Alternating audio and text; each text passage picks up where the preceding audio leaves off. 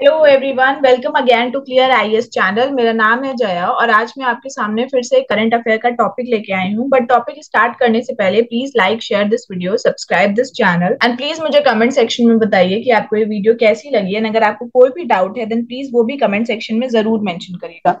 Also go check out Clear IAS website. वहां पे आपको comprehensive notes, video lectures, test series and बाकी के सारे material like value added resources, current affairs and बाकी के सारे इंपॉर्टेंट रिसोर्सेज मटेरियल्स आपको वहां पे अवेलेबल हैं। So go check out clearias.com and please like share this video and subscribe this channel. So आज हम फिर से योजना के बारे में लेके आए हैं।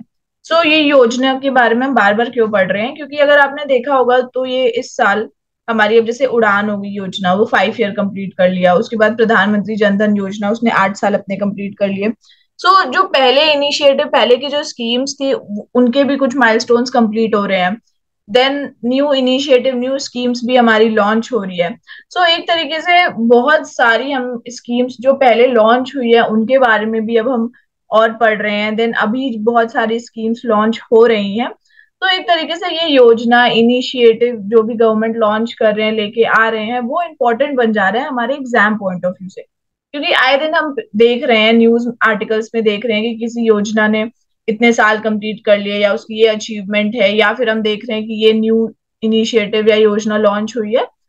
इसीलिए ये योजना, स्कीम्स, इनिशिएटिव ये बहुत इंपॉर्टेंट हो गया है हमारे एग्जाम पॉइंट ऑफ व्यू से, चाहे वो यूपीएससी हो या स्टेट पीसीएस हो। अगर इसमें से मैं देखूं कि क्वेश्चंस कैसे पूछ सकते हैं, तो प्री में डायरेक्टली क्वेश्चंस पूछ सकते हैं। देन ये हमारा जो है प्रधानमंत्री मत्स्य संपदा योजना, ये आत्मनिर्भर भारत के अंडर आता है। अब आत्मनिर्भर भारत भी यहाँ पे अब मेंशन किया है, उसके बारे में भी क्वेश्चन पूछ सकते हैं। देन मेंस में हम देख सकते हैं government initiative for the promotion of rural areas, या इससे भी डायरेक्टली क्वेश्चंस पूछ सकते हैं।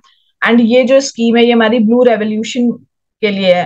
अब ब्लू रेवोल्यूशन को एक क्वेश्चन बना के एंड फिर अगर आप उसमें ये स्कीम डालोगे तो अच्छा इम्पैक्ट पड़ सकता है। एक योजना से आप देख सकते हो कि कितने सारे क्वेश्चंस हमारे बन सकते हैं। इसीलिए योजना, इनिशिएटिव जो भी है गवर्नमेंट लॉन्च कर रहे हैं, वो काफी इंपॉर्टेंट हो रहा है और इसे भी हमें ध्यान में रखना है।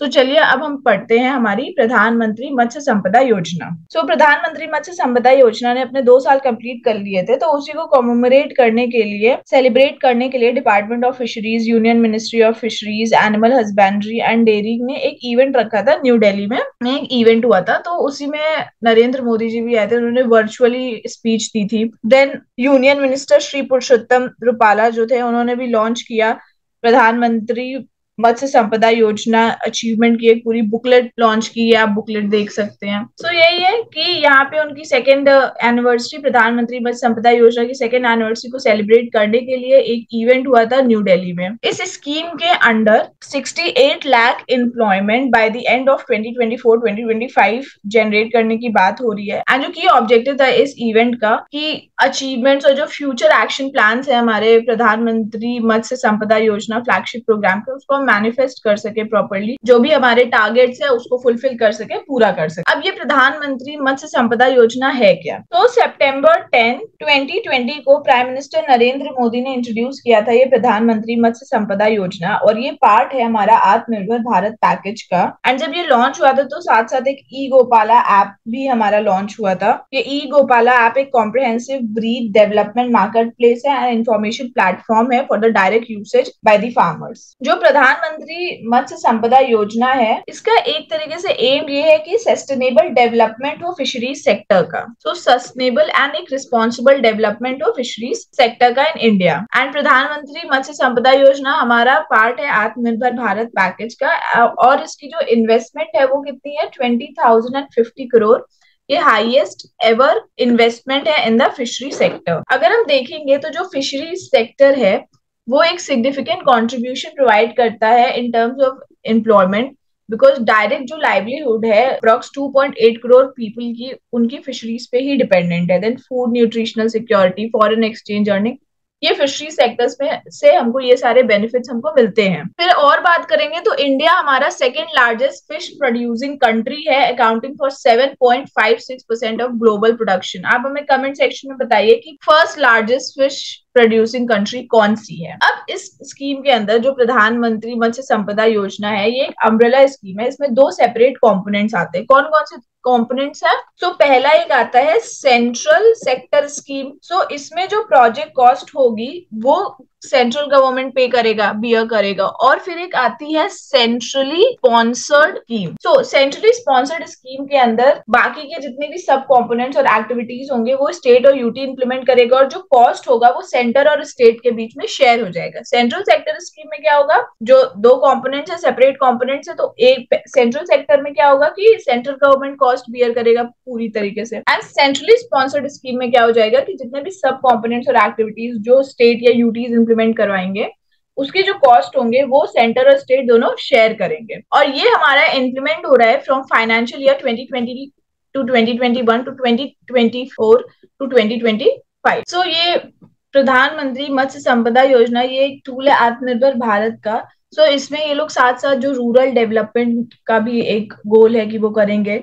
देन कैसे, by utilizing all the rural resources and also boosting the rural economy in rapid way. So एक सस्टेनेबल हम लोग क्या करेंगे, डेवलपमेंट करेंगे रूरल इकोनॉमी का एज वेल। सो प्रधानमंत्री मत्स्य संपदा योजना एक हमारा की फैक्टर भी बनेगा for the development of the livelihood of rural sector of the nation.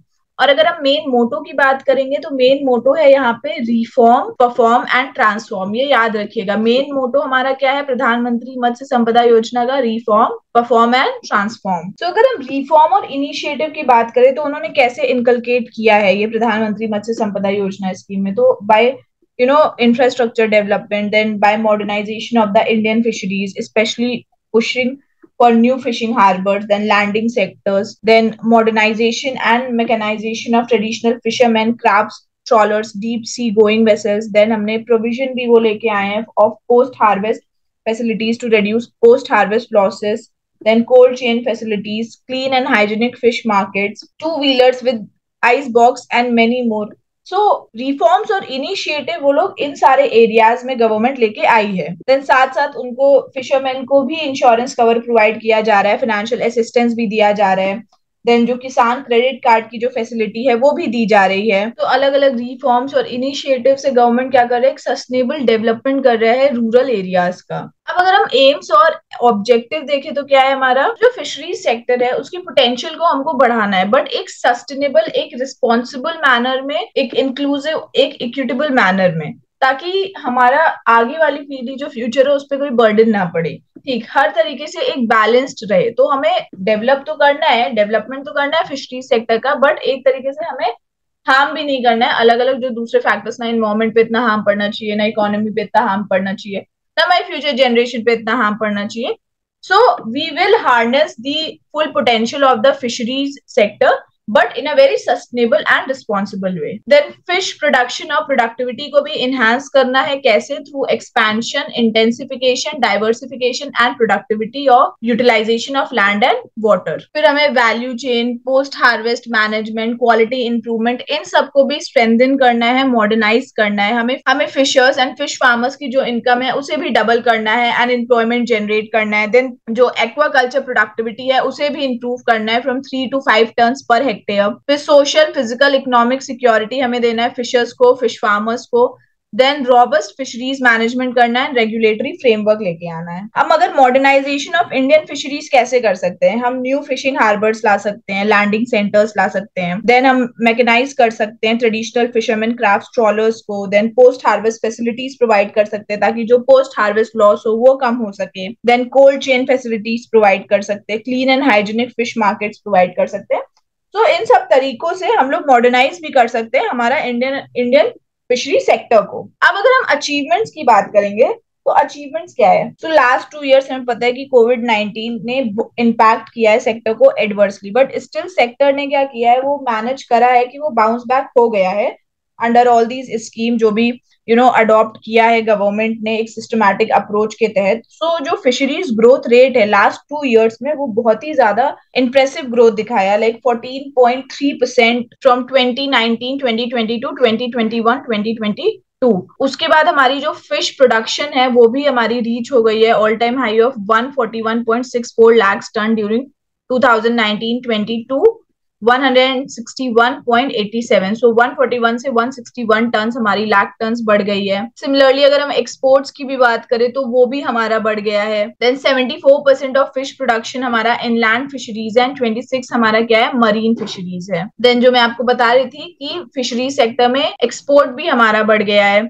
So 13.64 lakh ton का हमने एक्सपोर्ट किया है, जिसकी वैल्यू है इस वक्त 57,587 करोड़, और जिसमें श्रिम्प्स का सबसे ज्यादा एक्सपोर्ट हुआ है। और एट प्रेजेंट हम लोग 123 कंट्रीज को एक्सपोर्ट कर रहे हैं, जिसमें China, Thailand, Japan, Taiwan, Tunisia, United states, Hong Kong, Kuwait, ये सारी कंट्रीज आ रही हैं। साथ ही साथ अगर हम और अचीवमेंट में देखेंगे सो इस स्कीम के तहत 31.47 लाख फार्मर्स जो हैं उनको इंश्योरेंस कवरेज भी मिला है फ्रॉम 22 स्टेट्स एंड 7 यूटीज। और इनलैंड फिशरीज को डेवलप करने के लिए around 20 integrated reservoir development projects भी इंस्टॉल किए गए हैं। देन मरीन फिशेस के लिए 276 डीप सी फिशिंग वेसल्स भी अप्रूव किए गए हैं। और अप्रोक्स 6.77 लाख फार्मर्स जो हैं उनको लाइवलीहुड एंड न्यूट्रिशनल सपोर्ट दिया गया, और साथ ही साथ वर्किंग कैपिटल देने के लिए and short term credit requirement देने के लिए भी गवर्नमेंट ने एक्सटेंड कर दिया था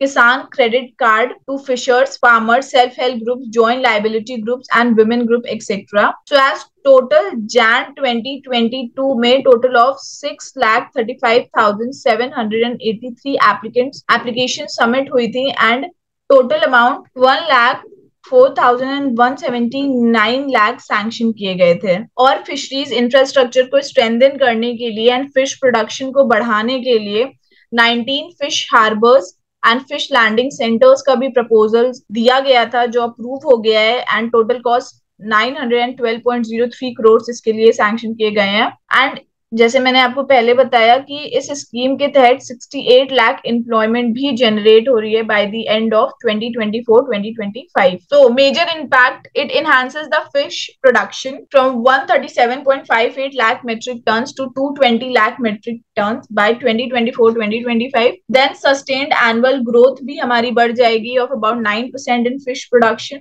फिर इंक्रीज होगा in the contribution of gross value added of fishery sector to the agriculture GVA from 7.28 in 2018-19 to about 9% by 2024-2025। Then हमारा एक्सपोर्ट अर्निंग भी हमारा डबल हो रहा है। प्रोडक्टिविटी जो है एक्वाकल्चर में from the present national average वो ऑफ 3 टन से 5 टन हमारी पर हेक्टेयर बढ़ रही है। प्रोडक्शन जो रिडक्शन हो रहा है हमारा पोस्ट हार्वेस्ट लॉसेस में भी हम देखेंगे।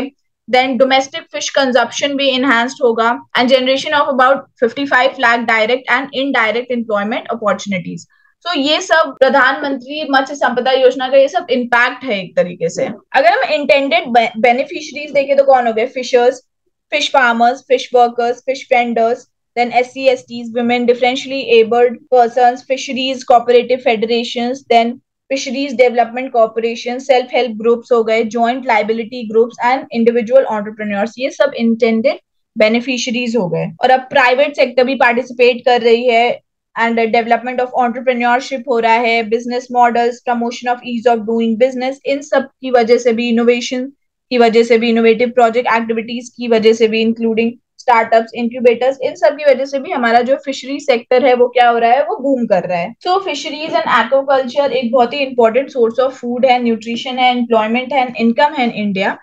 तो ये जो सेक्टर है वो approx 20 million, more than 20 million fishers and fish farmers का लाइवलीहुड सपोर्ट करता है प्राइमरी लेवल पे and twice the number along the value chain. And fish एक अफोर्डेबल और rich source of animal protein है, सो एक हेल्दीएस्ट ऑप्शन भी है to mitigate the hunger and malnutrition. So इन्हीं सब फैक्टर्स की वजह से गवर्नमेंट ये स्कीम लेके आई थी एंड राइट नाउ ये काफी हद तक सक्सेसफुल रही है।